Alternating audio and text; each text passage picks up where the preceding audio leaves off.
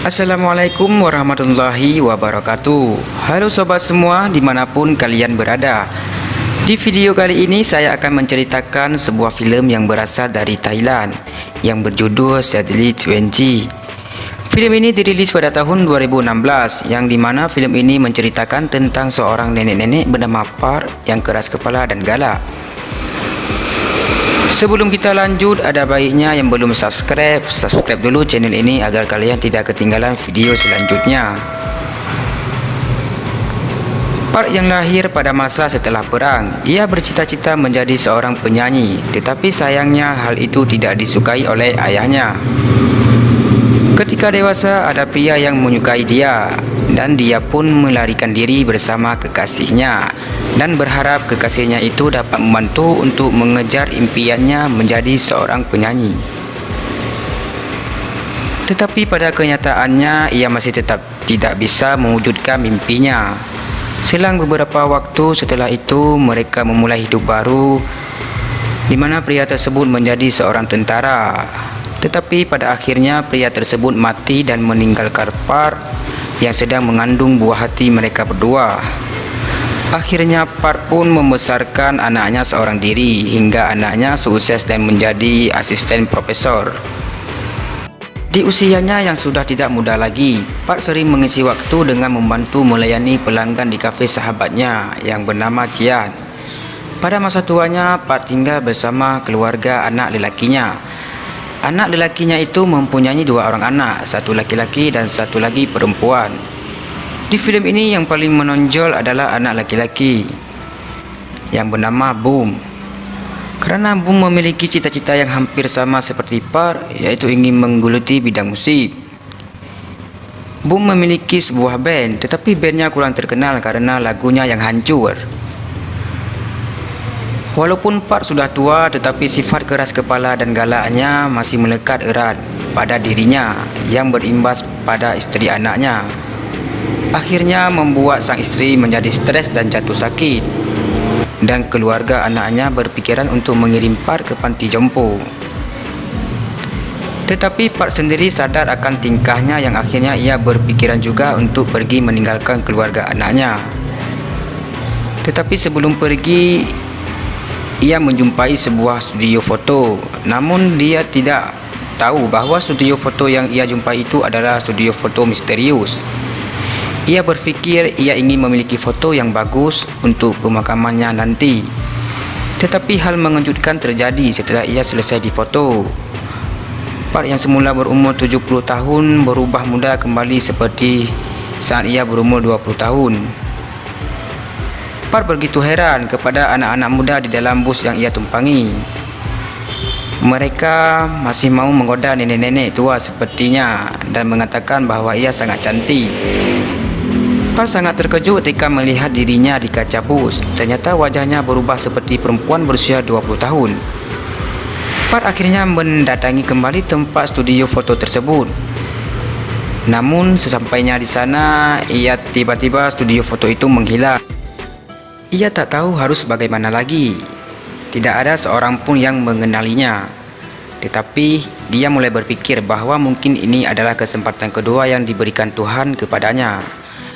Ia pun memanfaatkan masa mudanya yang kedua itu dengan membeli pakaian baru, merubah penampilan dan menyewa penginapan di rumah Cian. Park berusaha memanfaatkan kesempatan kedua itu dengan sebaik mungkin. Ia menjadi penyanyi sesuai cita-citanya dulu. Tetapi di sisi lain, keluarganya sibuk mencari dan beranggapan bahwa nenek Park telah hilang. Singkat cerita, saat Park bernyanyi, ada seorang produser musik yang sedang mencari seorang penyanyi yang bersuara bagus. Namun dia pun menjumpai Park yang sedang bernyanyi di kafe Cian. Oh ya, Cian ini adalah kawannya Park masa kecil. Akan tetapi di sisi lain, cucunya pun tertarik dengan suara Park yang indah dan berniat mengajak Park bergabung ke dalam grup bandnya. Alhasil, Park pun mau bergabung dengan grup band cucunya itu. Saat Park pulang ke rumah, dia pun diikuti oleh seorang produser musik yang berniat mengajaknya untuk menjadi seorang penyanyi terkenal. Produser itu pun mengajak Park ke tempat lain untuk berbicara. Namun tanpa basa-basi, Par pun langsung memukul pria tersebut hingga pingsan. Di sisi lain, anaknya yang gelisah dan mengira bahawa Par tua sudah hilang terus mencari keberadaannya. Anaknya tidak tahu bahawa Par muda yang bersama anaknya itu adalah ibunya. Namun suatu hari Cian memulai curiga kepada Par. Cian pun langsung menggeledah kamar Par. Begitu Par pulang, dia mendapatkan kamarnya begitu berantakan. Ternyata Cian mulai curiga menuduh Par muda membunuh Par tua dan membuangnya dari jembatan. Akhirnya Par muda pun memberitahu kepada Cian bahawa dirinya adalah Par tua yang berubah setelah difoto di studio misterius. Akhirnya setelah Cian lama memandangi Par, lalu dia percaya bahawa itu adalah Par yang kembali muda lagi seperti dulu. Akhirnya Par pun meminta tolong kepada Cian agar tidak memberitahu kepada anaknya bahawa dia adalah Par ibunya. Par pun akhirnya bertemu kembali dengan produser tadi, dan produser pun mengajak Par dan grup band cucunya untuk bernyanyi di studio musik dia. Dan Par pun menyetujuinya, hingga grup band mereka pun mulai terkenal karena suara Par yang indah dan merdu. Namun suatu ketika kaki Par tertusuk dengan jarum yang membuat kaki Par berdarah, dan kulit kaki Par pun langsung berubah menjadi keriput. Saat pulang ke rumah, Par pun diobati oleh Cian. Anaknya Cian pun melihat Par dan Cian berdua di dalam kamar. Anaknya Cian pun mengira bahawa Par merayu Cian dan mereka sedang melakukan perkembangbiakan. Anaknya Cian marah karena ia berpikir Par akan merebut ayahnya itu dari dia. Kemudian anaknya Cian tanpa basa-basi dan langsung mengusir Par dari rumahnya. Dan Par pun pergi dari rumah Cian. Par pun bingung harus pergi ke mana malam itu. Tiba-tiba HP Par pun berbunyi. Ternyata produser musik menelepon Par dan mengajak Par menginap di rumahnya. Singkat cerita, produser musik itu pun mulai jatuh cinta kepada Par muda. Dan keesokan harinya, Cian bertemu dengan anak Par dan bercerita kepada anaknya bahawa Par muda adalah ibunya yang hilang. Namun anaknya Par tidak percaya kepada Cian. Di lain waktu, Par yang sibuk berlatih bersama grup band cucunya dan mereka akan mengadakan konser besar. Tiba-tiba disamperin oleh produser musik tersebut dan bertanya lagu apa yang sedang mereka nyanyikan. Dan Boom pun keluar dan mengatakan bahawa itu adalah lagu ciptaannya sendiri. Akan tetapi produser tidak suka dengan lagu tersebut dan dia akan mencari orang lain untuk membuat lagu baru untuk band mereka. Boom pun marah dan pergi meninggalkan studio itu. Singkat cerita pun, Boom yang mulai patah semangat kerana lagu ciptaannya tersebut tidak disukai oleh produser.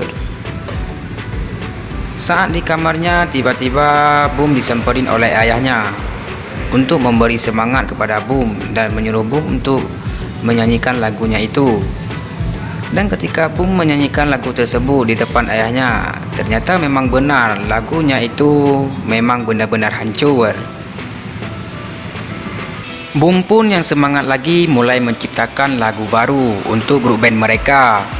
Dan setelah lagunya selesai, Boom pun kembali menemui produser musik tersebut dan menyanyikan lagu barunya itu di depan dia. Kali ini produser musik pun tertarik dengan lagu ciptaannya Boom yang baru itu. Kemudian keesokan harinya konser mereka pun digelar. Dan sebelum itu Boom pun pergi mengambil gitar di sebuah restoran. Tiba-tiba di perjalanan Boom mengalami kecelakaan. Dia ditabrak mobil dan dilarikan ke rumah sakit. Di sisi lain konser pun akan segera dimulai. Namun tidak ada Boom, jadi grup band mereka tidak lengkap dengan personil.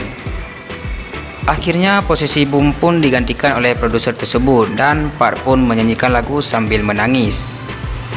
Setelah konser selesai digelar, Par akhirnya kembali ke rumah sakit.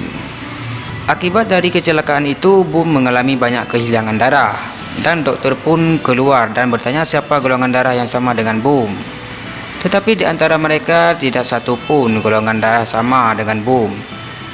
Hanya golongan darah Part lah yang sama dengan Boom.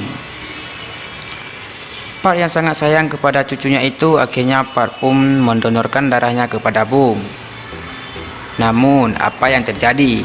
Setelah Part mendonorkan darahnya kepada Boom, dia berubah menjadi tua kembali.